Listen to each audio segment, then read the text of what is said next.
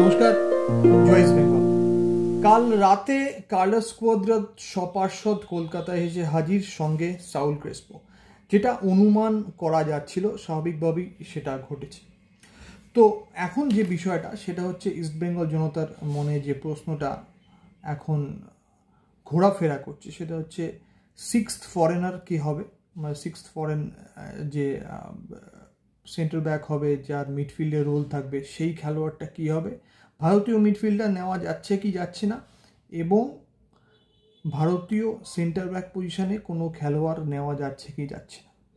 আপাতত এই তিনটে ফাঁকা অংশ, এই তিনটে ফাঁকা পজিশনের দিকে তাকিয়ে আছে ইস্টবেঙ্গল জনতা। এবং ইস্টবেঙ্গলের দল গঠন যদি এই তিনটে জায়গাতে হয়ে যায় ঠিকঠাক, মোটামুটি কেন বলবো, এগিয়েই বলবো যে দল গঠন কিন্তু স্বয়ংসম্পূর্ণ ইস্টবেঙ্গলে হলো।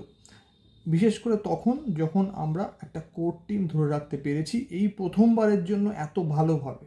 স্টিফেন কনস্ট্যান্টাইনের আমলেও কিন্তু তার পরের বছরে কিন্তু একটা কোর টিম আমরা ধরে রাখতে পেরেছিলাম, কিন্তু এত বৃহৎ আকারে নয়। এবছর প্রথমবার আইএসএলে কিন্তু আমরা একটা সলিড কোর টিম ধরে রাখতে পারার কথা। তো এইসব বিষয়গুলো নিয়ে কথা হবে, কিন্তু তার আগে আমি আপনাদের বলে দিই, যেটা হচ্ছে যে যারা এখনও পর্যন্ত সাবস্ক্রাইব করেননি, শুরুতেই বলছি, অনেকে ভুলে যান, পরে আমিও বলতে ভুলে যাই, তারা অবশ্যই সাবস্ক্রাইব করবেন, ভুলে যাবেন না, একদম ভুলে যাবেন না। দেখবেন নিচে সাবস্ক্রাইব রয়েছে, সাবস্ক্রাইব করে দিন, পাশে থাকা বেল নোটিফিকেশানটা অন করে দিন। যখনই অনুষ্ঠান আমাদের হচ্ছে তখনই নোটিফিকেশান পেয়ে যাবেন, কোনো রকম কোনো চিন্তা থাকবে না। So do it. আর একটা কথা বলি, subscribe is absolutely free of cost, কোনো টাকা পয়সা লাগে না, সুতরাং কোনো চিন্তা করবেন না, একদম সাবস্ক্রাইব করে নিন। যেটা মূল বিষয় যাওয়ার আগে আমি দু একটা কথা বলি, সেটা হচ্ছে কার্লোস কুয়াদ্রাতটা এলো, কিন্তু কার্লোস কুয়াদ্রাত কোথায় প্র্যাকটিস করাবেন, সিনিয়র টিমের প্র্যাকটিসটা কোথায় হবে আমি আপনাদের বলি। নিউ টাউনে এআইএফএফ এর স্পোর্টস ফ্যাসিলিটি রয়েছে, যেখানে গতবারও ইস্টবেঙ্গল একটা অনেক বড় সময় ধরে প্র্যাকটিস করেছে কার্লোস কুয়াদ্রাতের আন্ডারে। এবছরও শুরুতে সেটাই হবে, এবং প্র্যাকটিস হবে সন্ধেবেলা অ্যারাউন্ড 7টা 7:30 নাগাদ।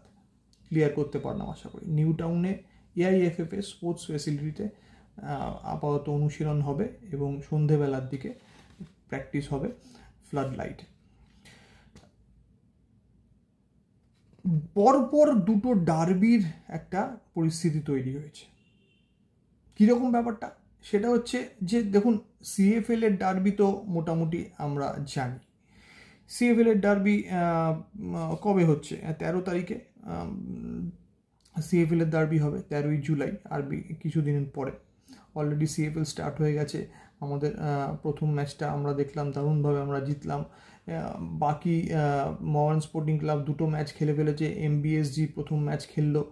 সুতরাং সিএফএল দারুণভাবে শুরু হয়ে গেছে। ডার্বিটাও কিন্তু ইস্টবেঙ্গল বনাম মোহনবাগান সুপার জায়ান্টের ডার্বি কিন্তু 13 তারিখ 13ই জুলাই হবে, উইথ অল প্রবাবিলিটি যুবভারতী ক্রীড়াঙ্গনেই হবে। অবভিয়াসলি সেখানেই হওয়াটা উচিত, কারণ এত দর্শক আর কোথায় অ্যাকোমোডেট করা যায় কলকাতা শহরের মধ্যে বা আশেপাশে। এখন ডুরান্ড কাপের যে ডার্বি সেটা শোনা যাচ্ছে 18ই আগস্ট হতে পারে। একটা কথা ভাবুন যে 24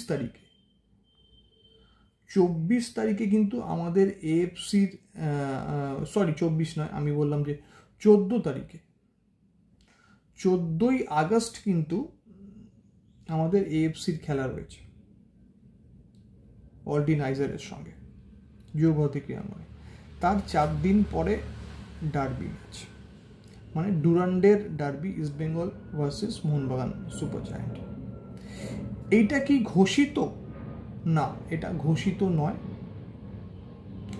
এটি মিডিয়া রিপোর্ট দাবি করছে, এইটা ঘোষিত নয়। ডুরান্ড কমিটি কিন্তু এখনও ডুরান্ড কাপের ফিক্সচার সামনে আনেনি। অন্যভাবে জানার যতটা সংবাদ মাধ্যমের কাছে খবর এসছে, সংবাদ মাধ্যম সেটা পরিবেশনা করছে। কারণ কি, আপনারা জানেন ডুরান্ড কাপের ফিক্সচার ঘোষণা করার মধ্যে অনেক জটিলতা রয়েছে। তার কারণ হচ্ছে যে বিদেশি আর্মির টিমগুলো খেলে। আর লাস্ট ইয়ার বাংলাদেশ আর্মির টিম এসেছিল, নেপাল আর্মির টিম এসেছিল, ভুটানের টিম এসেছিল, এবছরও তারা থাকছে।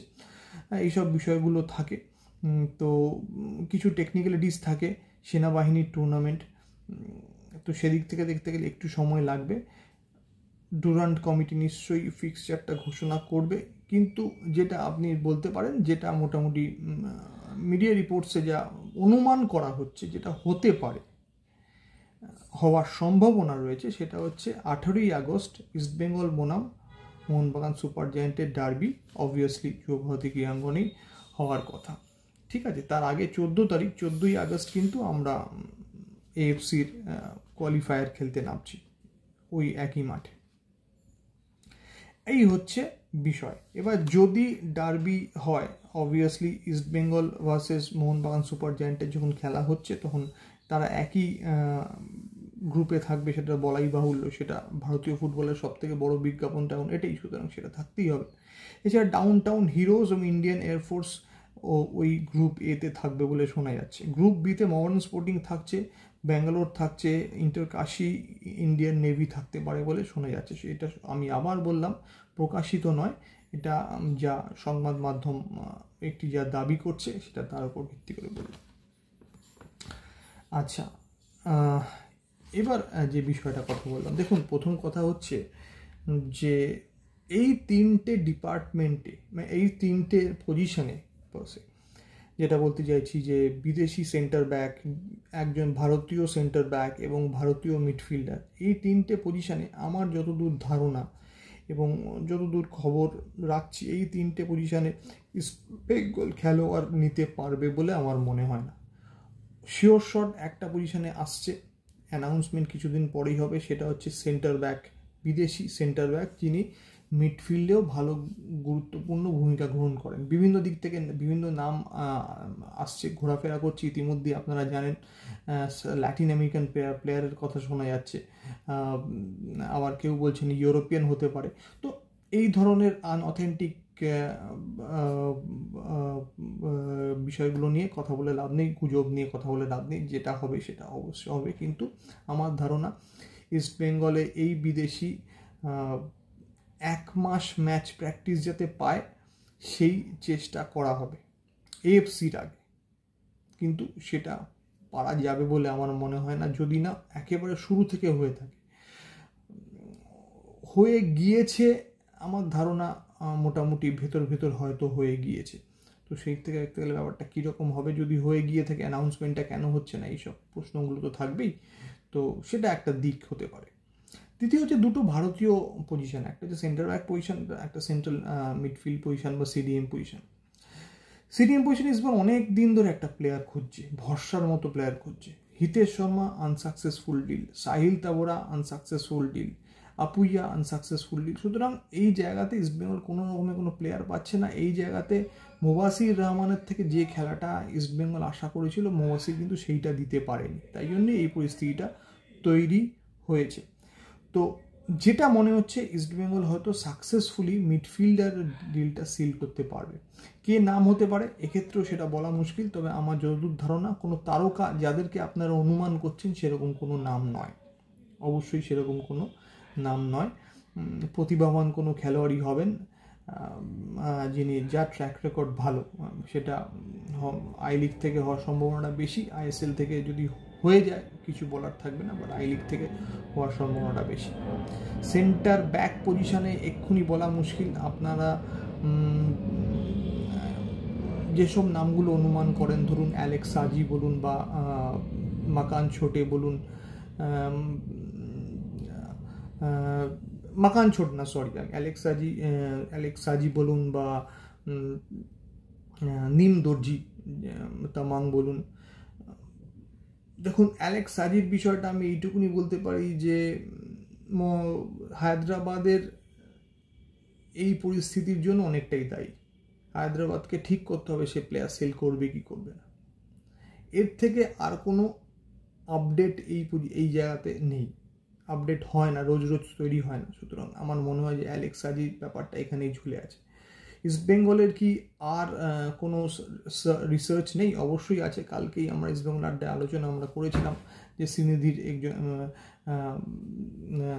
একজন খেলোয়াড়ের ওপর ইস্টবেঙ্গলের ইন্টারেস্ট রয়েছে, ইনকোয়ারি রয়েছে, কিন্তু সেটাও কিন্তু রিসেন্ট নয়।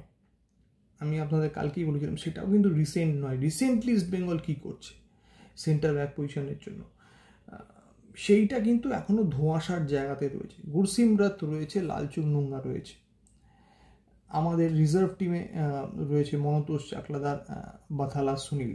এবার মনতোষ আর বাথালা সুনীল সিনিয়র টিমে যাচ্ছে, এইটা কিন্তু এই মুহূর্তে অনুমান করাটা খুবই ডিফিকাল্ট, মানে আমাদের জন্য খুব শক্ত। তো সেক্ষেত্রে কি হবে, এইখানে একটা প্রশ্ন অবশ্যই রয়েছে, যার কিন্তু উত্তর সচরাচর আমরা এখনও পাচ্ছি না। তো এই জায়গাগুলো ধোঁয়াশা রয়েছে। এই কয়েকটা জায়গা যদি ভালো হতো তাহলে ইস্ট বেঙ্গলের দল গঠনটা এবারে 16 কলা পূর্ণ হতো, কিন্তু পরিস্থিতি যা আমার মনে হচ্ছে না সেটা হতে যাচ্ছে। Let's see. তবে ষষ্ঠ বিদেশির দিকে সকলেই আমরা তাকিয়ে আছি, কবে অ্যানাউন্সমেন্টটা হবে। আমার ধারণা খুব দেরি হবে না। কার্লোস কোয়াদ্রার প্র্যাকটিসটা শুরু করুক, আমার মনে হয় তার মধ্যে অ্যানাউন্সমেন্টটা চলে আসবে। হতে পারে উনি হয়তো নিজে মুখেই সাংবাদিকদের বলে দিলেন, সেটাও হতে পারে। তো এই পর্যন্তই। জয় ইস্ট বেঙ্গল, ভালো থাকবেন, দেখা হবে ইস্ট বেঙ্গল আড্ডায়।